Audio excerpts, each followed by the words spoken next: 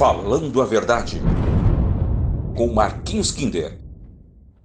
Olá, tudo bem com você? Seja muito bem-vindo à TV Ativa, esse é o programa Falando a Verdade. Estamos começando mais um programa aqui, toda segunda-feira às 8h30 da noite. Já quero agradecer você que está nos acompanhando aí pelas redes sociais, você que tem compartilhado os nossos vídeos, tem compartilhado as nossas programações. A TV Ativa está com uma programação muito bacana. Eu tenho certeza que a cada dia vai ficar melhor para atender você e atender o seu gosto. Se você não conhece a TV Ativa ainda, entra aí pelo Facebook, TV Ativo, e também acesse lá o programa da nossa página Falando a Verdade. Hoje, a minha entrevistada tem 50 anos de luta em prol da criança com necessidades especiais, é professora, é advogada, fundadora, presidente da Federação das APAES do Estado de São Paulo, pré-candidata a prefeita na cidade de Ribeirão Pires. Hoje, com muito carinho, eu recebo a doutora Lair Moura. Seja muito bem-vinda, doutora. É um prazer muito grande estar aqui, Marquinhos. Também quero cumprimentar, né, os nossos internautas, né, que estão aí de olho na verdade, porque hoje em dia fake news rola solta, né? Então é um prazer grande estar aqui falando com vocês. Hoje a entrevista vai ser muito bacana porque muito rica, e eu queria que você prestasse muita atenção no que vai ser falado hoje. 50 anos de luta com crianças. Me conta um pouco disso. Já viu muita coisa, né? Então, eu vim de Jaú. Jaú é uma cidade muito gostosa, né, bem no interior de São Paulo.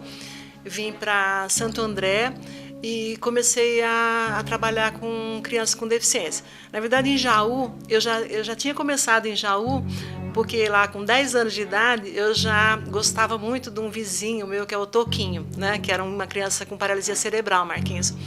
Aí eu me apaixonei por ele e ajudava a cuidar, fazia promessas, sabe?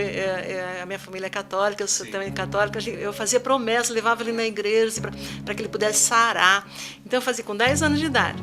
Aí quando eu fiz magistério em Jaú, né? E aí quando eu vim para São Paulo, assim que eu me formei no magistério, eu vim para São Paulo e fui morar em Santo André e comecei a trabalhar na prefeitura de Santo André, na APAE em Santo André, como professora, né? Aí fiz especialização e nesse ínterim Ribeirão Pires queria criar também uma APAE e entrou em contato com Santo André. Aí nos meus fins de semana eu ia para Ribeirão para ajudar a montar a APAE de Ribeirão Pires como voluntária, né? E aí fui crescendo como pessoa, né? Porque isso a gente cresce muito como pessoa nesse trabalho. Aí fui estudei direito em Mogi das Cruzes. Depois foi crescendo a APAE em Ribeirão Pires, aí eu me desliguei da APAE em Santo André e fiquei só em Ribeirão Pires. Aí eu comecei a ver que a Federação das APAES, ela era em Brasília, né? E aí era difícil chegar o atendimento para os municípios, né? Nas APAES, assim, né?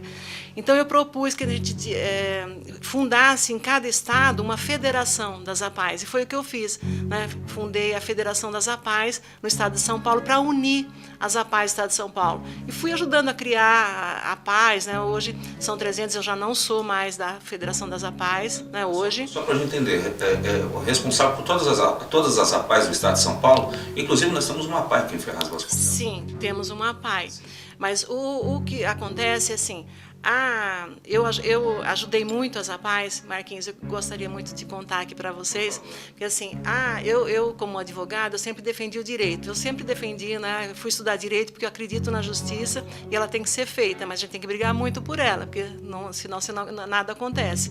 Então, em 2001, eu era presidente da Federação das APAES do Estado de São Paulo. Então, eu, sem ser deputada, eu propus fiz uma proposta de emenda, né, para a Constituição do Estado de São Paulo para mudar o artigo 258. Então, hoje, como a internet é tão ágil, você pode aí, já abre a Constituição aí e vai ver o artigo 258. Ele foi mudado em 2001 para que o Estado pudesse pagar para as APAES um per capita, né, um valor, né, por aluno, para ele ter o direito de estudar, o aluno com deficiência, porque até então ele não tinha, né, a nossa Constituição do Estado de São Paulo, ela era contraditória à Constituição Federal, porque no artigo 213 da Constituição Federal falava que você pode fazer convênio, né, passar recurso para instituição filantrópica, escola filantrópica, e a nossa Constituição do Estado de São Paulo, ela falava o contrário, que não podia incidir sobre um percentual obrigatório, né, que o Estado tem uma obrigação de aplicar 25% dos impostos em educação. E a nossa Constituição falava que o deficiente não tinha esse direito. Então, eu lá, humilde, sem ser deputada, passamos, né, comemos o pão que o diabo amassou, como diz o outro, viu, Marquinhos? E aí fomos na Assembleia, falando com cada deputado, foi uma luta. Eu levei 5.000 pessoas, né, das APAES na Assembleia do Estado, em 2001. Foi o maior movimento que a Assembleia já teve até hoje, né, 5.000 pessoas. E a gente mudou. Então, isso resultou em 100 milhões de reais, assim, naquela época, 100 milhões por ano, para que as APAES pudessem dar o atendimento especializado para os alunos com deficiência. Ocorre que, Marquinhos, o Estado, ele foi, sabe, tirando uma parte desse per capita, foi reduzindo, foi não pagando, até estou demandando contra o Estado para as APAES. Então, isso, até hoje, o convênio persiste, né? E eu quero falar, como nós estamos aqui em Ferraz, eu posso falar um pouquinho, né, assim, que a APAE de Ferraz, ela precisa de mais ajuda, sim, precisa da ajuda da população, e precisa do compromisso do poder público aqui. Mas por que o governo ele não trata a criança com necessidades especiais com a mesma responsabilidade que ele trata as outras crianças? Por que o governo, na verdade, ele tenta tirar a responsabilidade, que é a responsabilidade do Estado de poder ajudar uma criança que necessita? Por que essa dificuldade? Então, eu falo, né, aqui é o programa É a Verdade, falando a verdade. Então, vamos lá. A nossa Constituição, ela é mentirosa, Marquinhos. Por quê? Porque ela fala assim, ó, todos são iguais perante a lei. E não são. E não são, porque uns são tratados, né, de forma diferente. Então, nesse caso, a criança com deficiência é isso, né? A criança com deficiência, ela precisa de um atendimento especializado. E aí, por exemplo, a educação básica no país, no nosso Brasil, ela é obrigatória, é um direito subjetivo. Quer dizer, quem não fizer mal feito, ele pode responder, ele pode até ser preso, né? E a mãe que não leva a criança, o seu filho, para ter a educação básica, ele também pode responder por isso. Verdade. Só que, quando a mãe não procura o atendimento para o deficiente, todo mundo fica feliz, porque não é um problema a menos, não é? Verdade. Porque eu quero aqui fazer uma homenagem para as mães, né?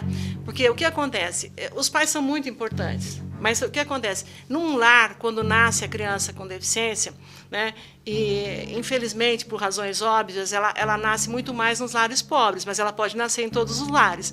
Então, o pai abandona a mãe, né? Então, a maior parte das famílias onde tem criança com deficiência, o pai abandonou a família, né? Então, eu quero fazer uma homenagem para as mães aqui, com raríssimas exceções dos pais, né, que também merecem homenagem, mas essas mães, né, as mães de todo o Brasil, quero falar também, elas merecem, porque é uma luta, né? Se já é uma luta para conseguir um atendimento educacional de qualidade para crianças que não têm deficiência, vocês imaginem a criança com deficiência.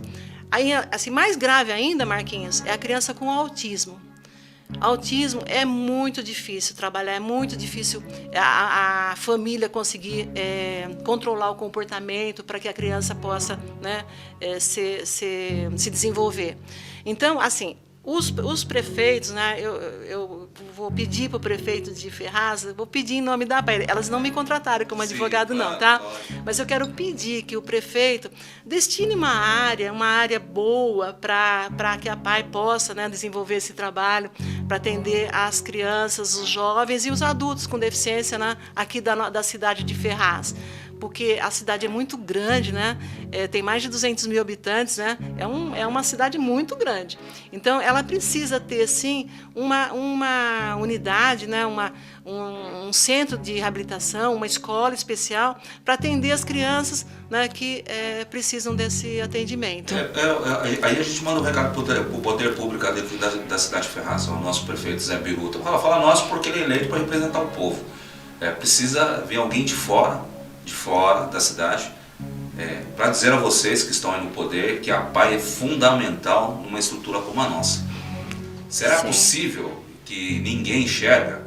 Eu sei que existem vereadores que se dedicam para a PAI aqui na cidade. Prefeito, de verdade, seja diferente dos demais prefeitos que passaram pela cidade, que usaram a PAI só por cabide eleitoral. Nós temos crianças lá que precisam de ajuda, temos mães que passam necessidade, e quem conhece a cidade de Ferraz sabe que é uma cidade carente. Mas as mães, rapaz, que têm filhos com necessidades especiais, passam casos muito mais graves. Eu acho que está na hora de a gente ter um pouco mais de sensibilidade e de entender que nós temos ali uma obrigação do município de poder cuidar com a PAI com mais carinho. E eu vejo quando a senhora fala da PAI, quando a senhora fala dessas crianças, se emotiva, né? É seu isso. É meu, né? Então até o pessoal me chama de Laí da PAI, embora eu não esteja mais. Eu estou na PAI de Cajamar, eu ajudo muitas APAIs ainda, mas Ribeirão Pires não chama mais a PAI, chama APRAESP, né? Então, mas o meu apelido ficou, né? A Laí da PAI. Onde eu chego, eu falo, olha, a Laí da PAI, né? Porque por conta desse valor que eu consegui para as APAIs, né? Elas puderam ter um fôlego, né? Porque antes não tinha esse pagamento, né, para a educação básica, que é obrigatória. Hoje ainda permanece, mas é como eu falo, permanece, mas assim, o convênio, Marquinhos, é assim, toda criança sem deficiência, vamos supor, você tem um casal de gêmeos, gêmeos. O menino, né, é normal, a menina tem deficiência. Então, os dois têm o mesmo direito, são gêmeos. Só que assim, você tem a obrigação de levar eles para a escola. Aí você vai lá e matricula o seu menino na rede pública, né, na escola do Estado, na esquina da sua casa. A criança com deficiência, ela não tem perto da casa dela, né, porque não tem escola especial para criança, né, do lado da sua casa. Então, ela vai ter que ter uma condução. E essa é outra luta. Porque não tem transporte para a criança com deficiência chegar na educação especial que ela precisa. Então, são lutas que você percebe, a gente ganha um passo, né, mas tem que ir caminhando. Tem que ter mais gente lutando junto para que possa, né, esse direito da criança assegurado pela Constituição brasileira, ele ser assegurado. Precisa de luta, né, que é como eu te falei. A Constituição tem que falar mais verdade, né? Então, todos são iguais perante a lei. Vamos batalhar por isso, né? Aí a gente passa para a vida real e descobre que não tem nada. Sim, é uma luta diária. É uma luta diária. E deve ser mais difícil ainda você conviver ali da PAI, porque você não tem uma criança lá só com um problema. São diversas crianças com problemas diferentes. Sim, são problemas diferentes. Os profissionais que trabalham nessa área. São lutadores, esses são lutadores, tem que ter bastante especialização, né? Eles têm que ganhar, né, um salário justo, né, para poder trabalhar com tranquilidade. Acontece, né? Sim, tem que ganhar um salário justo para trabalhar com tranquilidade. Então, na minha vida, né, como se a gente estava contando, né, minha trajetória de vida foi assim. Eu fui defendendo a pessoa com deficiência, depois fui eu fiz direito, depois fiz administração de empresas lá no Mackenzie, depois fiz direito sanitário, depois fiz direito administração hospitalar, e assim fui fazendo. E onde entra a Santa Casa na vida? Então, pois é, a Santa Casa. A Santa Casa é outro carinho meu. Eu faço parte da Federação das Santas Casas, né, do Estado de São Paulo, e sou presidente da Santa Casa na cidade de Batatais. A cidade de Batatais, ela fica pertinho de Ribeirão Preto, né, só para localizar. E faz mais de 30 anos que nós pegamos aquela Santa Casa que estava fechada, em greve, né?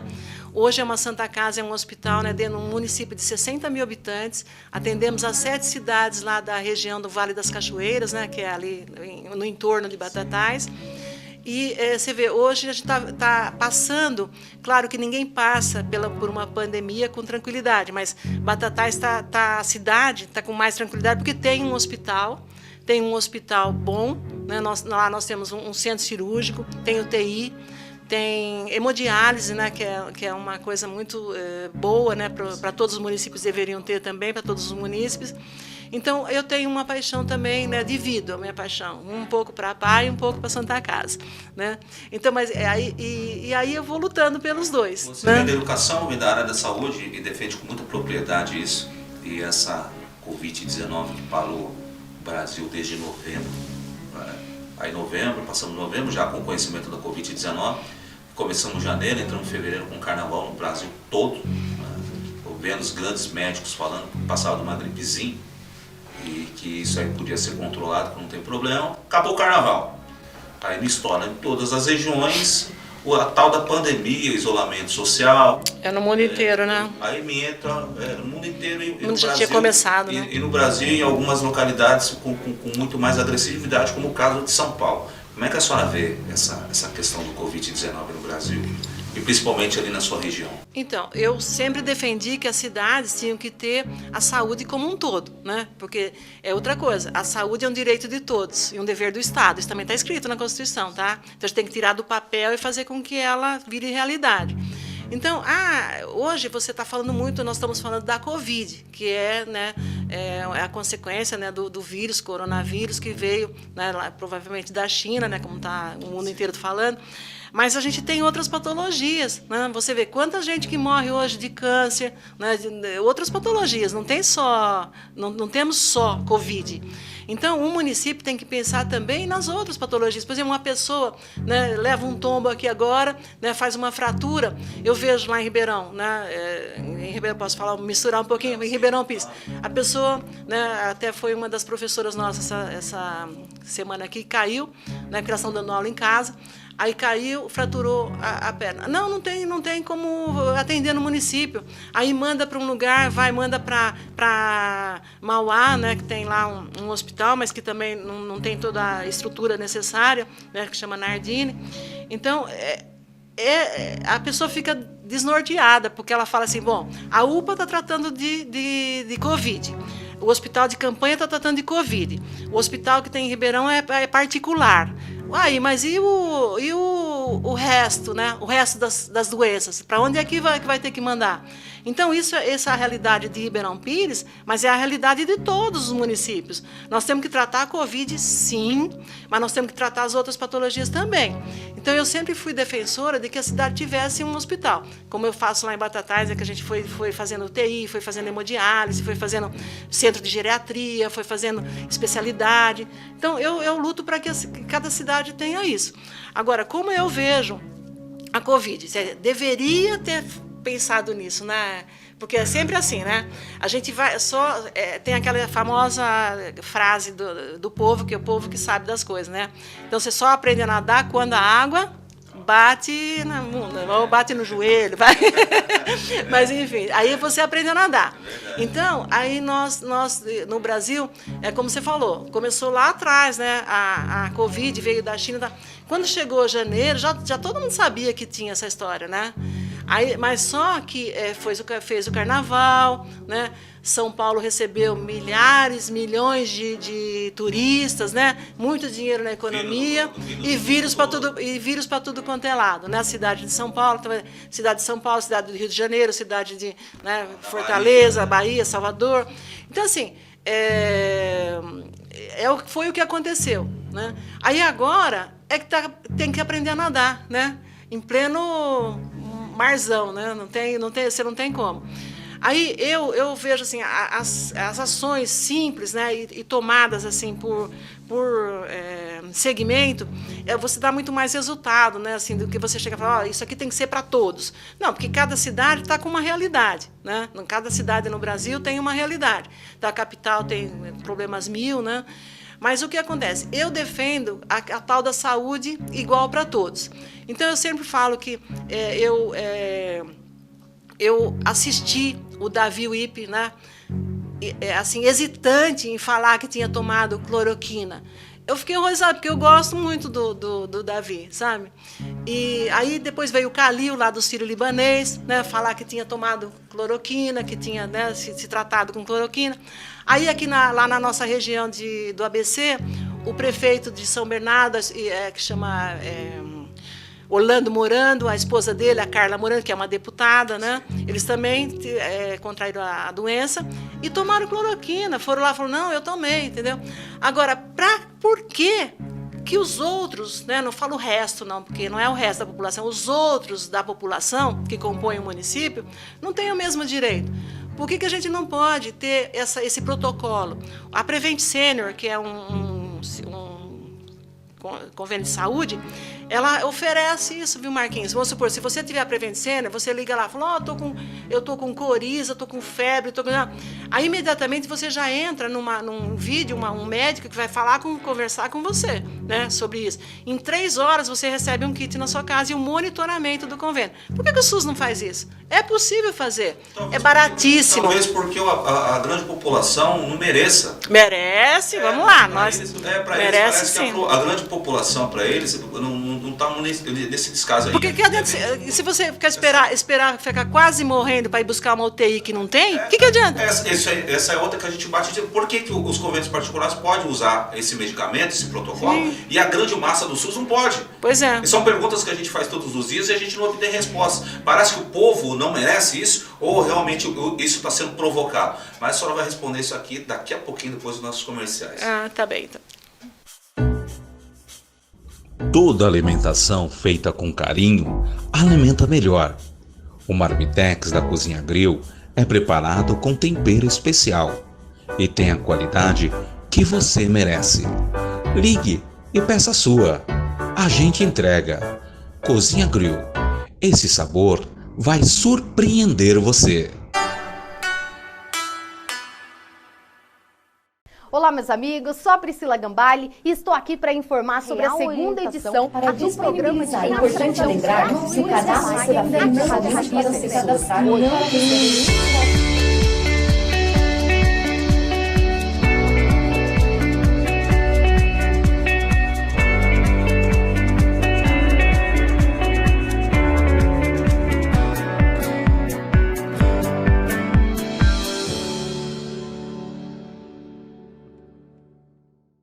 CEIB, Confederação Evangélica Internacional do Brasil.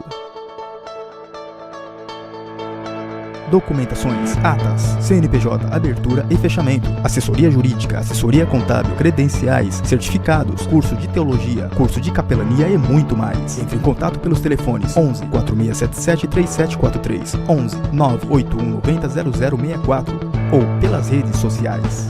CEIB, representando os líderes evangélicos na defesa dos seus direitos.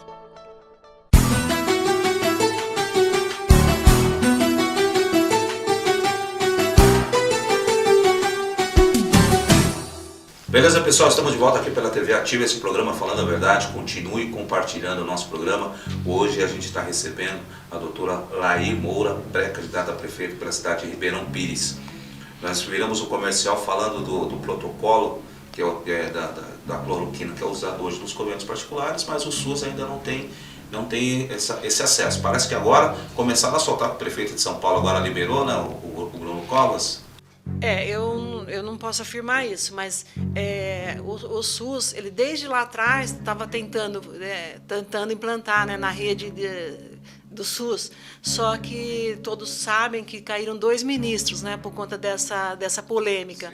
Então, a minha defesa é o que eu sempre falo, se você não tem o todo sofisticado para todos, é melhor você ter, né, o que vale para todo mundo, né? Então, quer dizer, se é igual para todos, tem que ser igual para todos. Mas eu dei exemplo dos que usaram já esse protocolo e se curaram, né, que foram esses médicos, né, tanto da região lá do ABC, de São Bernardo, como em São Paulo, né, do Sírio-Libanês, que é um hospital maravilhoso. Então, assim, eu defendo que esse protocolo seja para todos aqueles que estão diagnosticados no começo. Porque não adianta a pessoa vai na UPA, tá lá com febre, com dor de cabeça, com dor no corpo, tá? Não, então você vai fazer, a maioria não faz o teste porque não tem. Agora melhorou um pouco, né, Marquinhos? A gente tem que ser justo também. Melhorou um pouco, tem alguns testes. Aí a pessoa fica esperando o teste, enquanto isso ela fica piorando em casa. Quando ela já piorou um monte, que ela volta e precisa de UTI, aí não tem. Porque não tem rede hospitalar com UTI suficiente para todos. Tem essa questão do raio-x, como que é essa? Então, é mais um... Esse raio-x, estou falando aqui para você em primeira mão, né? Assim, a questão do raio-x é uma plataforma que 2 pesquisadores de gabarito, né, da USP, né, da nossa Universidade de São Paulo, eles construíram uma plataforma. Então, você pode ter o diagnóstico através do raio-x. E raio-x é muito menos sofisticado do que tomografia, porque a maior parte das UPAs não tem tomografia. Em Ribeirão Pires, nós temos a felicidade de ter, né, uma tomografia, né, que foi até adquirida no governo do Saulo, junto com a minha irmã, que era vice-prefeita, né? E lá nós temos a tomografia. Mas o que eu estou falando é de um raio-x comum. Um raio-x, você vai lá, faz o raio-x do pulmão e é enviado para essa plataforma. E em 7 segundos, né, lá, você já vai ter o resultado, né, com 93% de assertividade. Então, isso é mais um recurso. É um recurso gratuito, porque esses 2 pesquisadores estão oferecendo para os prefeitos até... Se o prefeito aqui sim, ele já vai assinar um protocolo. Se o prefeito quiser assinar o protocolo, né, para o raio-x, ele vai poder fazer uso dessa plataforma. Aí, prefeito, já vamos levar essa ideia aí para o senhor aí, prefeito de Ferraz e das regiões. O secretário de Saúde, né, conversar com ele. Olha a rapidez com que se identifica o Covid-19. E talvez, eu acho que a maioria nem eu sabia, e a gente está recebendo aqui em primeira mão, é mais uma arma. Um recurso, não. Mais um recurso para ser utilizado contra essa doença, o Covid-19, que está acabando, não só com o Brasil, mas está acabando com o mundo. E está acabando com o nosso emocional também, né? Porque ninguém trabalha, esse isolamento social realmente está transformando a vida do brasileiro, a vida das pessoas no mundo inteiro, num verdadeiro caos. Você fica pensando na economia, né, também, porque você fica em casa. Se você ficar em casa e você é contratado, você tem um salário, tem a sua residência boa. Agora pensa bem numa pessoa que vende praticamente o almoço para comprar o jantar, né? Não tem dinheiro e fica fechado em casa, com criança. É desesperador, não tem como. Todo mundo tem que fazer alguma coisa, né? Todo esse conhecimento, toda essa experiência, 50 anos na frente de um trabalho espetacular, né, reconhecido para a maioria dos brasileiros aí. E a senhora hoje vem pré-candidata a prefeita pelo município de Ribeirão Pires, pelo Avante, vai aplicar todo esse coração dentro da cidade que a senhora tanto ama. Fala de Ribeirão Pires, a senhora até se emociona quando fala daquele povo. Como é que é se colocar à disposição? É o coração e o cérebro, né? Porque quando a gente só age pelo coração é difícil, né? Mas a gente tem que botar o cérebro também, né? Para funcionar toda minha formação acadêmica. Eu quero colocar à disposição do município de Ribeirão Pires.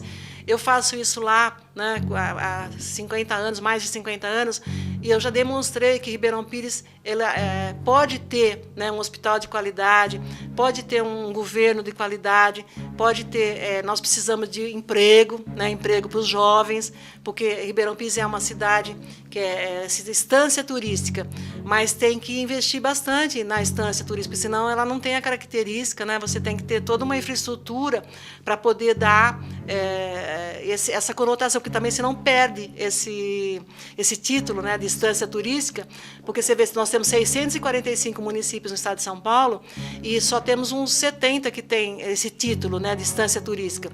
Isso é bom porque recebe um recurso, né, do estado, um recurso federal também, para você aplicar no município.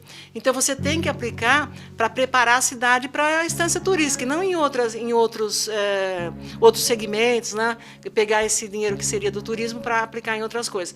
Então isso é complicado.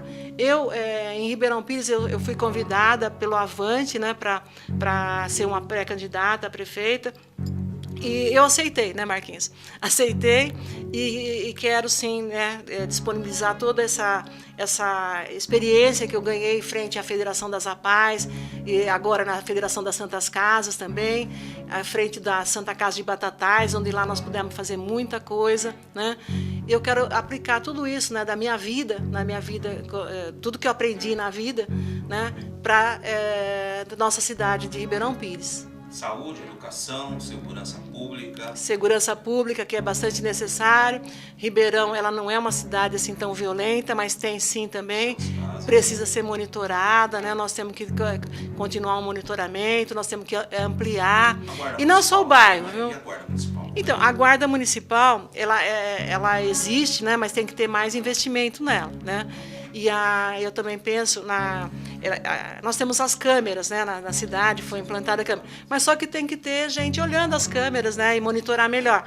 Agora, monitorar não só o centro, porque o centro de Ribeirão, se for lá, mas você foi lá já? Ainda não. Não conhece? Não, vai ter o prazer de conhecer. Aí vai entrar na cidade, você vai falar, nossa, na cidade de Ribeirão Pisar o centro, agora o centrinho mesmo está reformando, mas você vai ver como um todo, é uma cidade muito bonita. Mas você precisa ir nos bairros também. Então, a administração, ela tem que fazer administração não só para o centro da cidade, tem que fazer administração para os bairros também, né? Então, nós temos as pré-escolas, as unidades básicas de saúde nos bairros. Só que a gente tem que dar aquela cara bonita de cidade de Ribeirão Pires para todos os bairros, não só para o nosso... Os postos de saúde funcionam lá? Ou tem as suas grandes dificuldades também, como nas demais regiões? Ela tem dificuldade sim, né? Porque são unidades básicas de saúde, né? Precisaria melhorar bastante. Mas isso tem jeito. Porque eu falo assim, as pessoas falam assim, nossa, mas Ribeirão Pires comporta isso? Ribeirão Pires comporta aquilo? Tudo comporta, Marquinhos. Você imagina, uma cidade Ribeirão Pires tem 123 mil habitantes.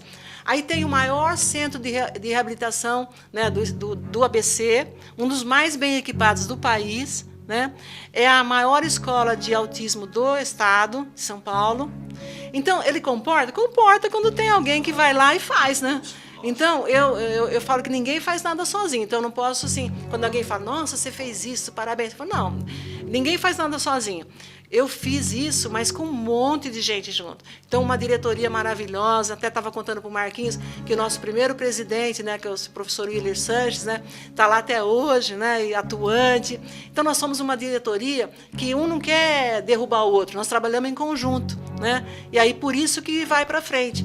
Então, se pode ter um centro de reabilitação como aquele, a cidade de Ribeirão Pires pode ter também outras coisas, né, que sejam exemplos para o resto do país. Eu lembro sempre de Barretos. Barretos é uma cidade pequena, né? Mas tem lá aquele Hospital do Amor, que é maravilhoso, eu conheço, faz um trabalho lindíssimo.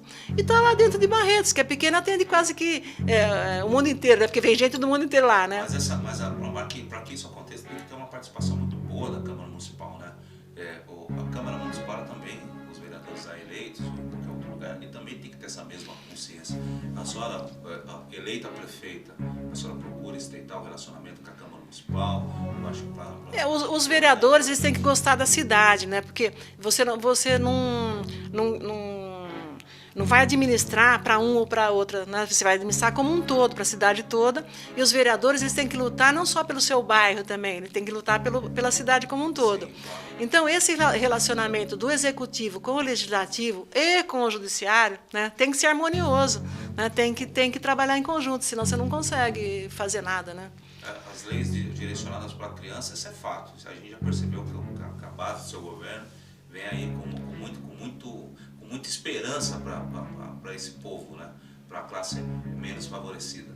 A senhora acredita que através da parte da sua participação ali eleita prefeita, a cidade de Ribeirão Pires pode esperar 4 anos de muita prosperidade, de muita luta ali? Sim. Meu nome é Lair. Quando eu nasci, a minha mãe me deu esse nome, Lair. Então, eu estou sempre indo, sabe, Marquinhos? Lair. Agora eu entro no Avante. Então, Avante, né? Avante. Nossa, e as coisas que eu participei até hoje na minha vida, elas sempre foram Avante. Então, tudo que nós pegamos, né, é o que eu falo, não sozinha, mas a minha equipe, nós conseguimos levar avante, levamos a Santa Casa, né, um patamar muito bom de Batatais, levamos Ribeirão Pires o centro de reabilitação, né, foi um dos primeiros a ser reconhecido pelo Ministério da Saúde. Então, tudo que a gente pega, né, vai em frente. Então, eu pretendo, sim, fazer uma aliança, né, com aqueles que gostam da nossa cidade e trabalhar em conjunto. Os empresários, né, que tem... Lá, como é uma cidade que é estância turística, ela não pode, né, a poluição tem que ser controlada, então nós temos que trabalhar em conjunto com os empresários, né, e é o que eu pretendo fazer. Vamos ver. Agora, para a gente finalizar, manda um recado para o povo de Ribeirão Pires, né, o que a senhora desejaria falar hoje para a população de Ribeirão Pires que está acompanhando a senhora aí pelas redes sociais, as suas palavras finais de compromisso, para a gente ver numa campanha muito difícil, que é uma campanha... É verdade. A gente vai ter muito pouco contato, justamente até mesmo, espero que até as eleições essa questão da pandemia possa ter baixado bastante, que a gente possa ter esse contato. Mas o que as pessoas hoje podem esperar do trabalho que a senhora já desempenha lá há 50 anos, mas hoje, na carreira política? O povo é testemunha assim, do trabalho, né, que eu tenho na cidade. Mas eu, assim, Praesp, a gente faz as coisas, mas não fica só falando, sabe? A gente vai e faz. Então, as pessoas que já passaram por lá sabem da competência, sabem do compromisso, sabem da lealdade que eu tenho com a população. Então, nada é por acaso, eu estou aqui num programa, né, que chama Falando a Verdade, né?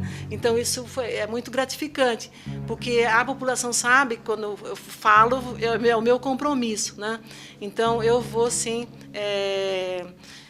direcionar todo esse meu compromisso, essa minha competência, né, adquirida através desses 50 anos, para que a cidade de Ribeirão Pires siga avante, sim.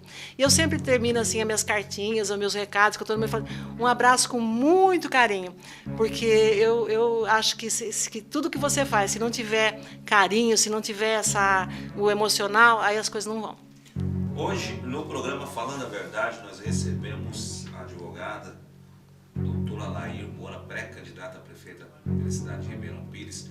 A você que nos segue aí da cidade de Ribeirão Pires, surge aí um grande nome para as eleições de 2020. Eu tenho certeza que fará diferença na cidade, porque tem compromisso, tem seriedade e, acima de tudo, sabe do que está falando. Quero agradecer a presença da senhora aqui no nosso programa, abrindo aqui mais uma vez o espaço sempre que precisar. Muito obrigada. Pode contar conosco aqui, toda a equipe da TV Ativa, o Marquinhos, o Christian.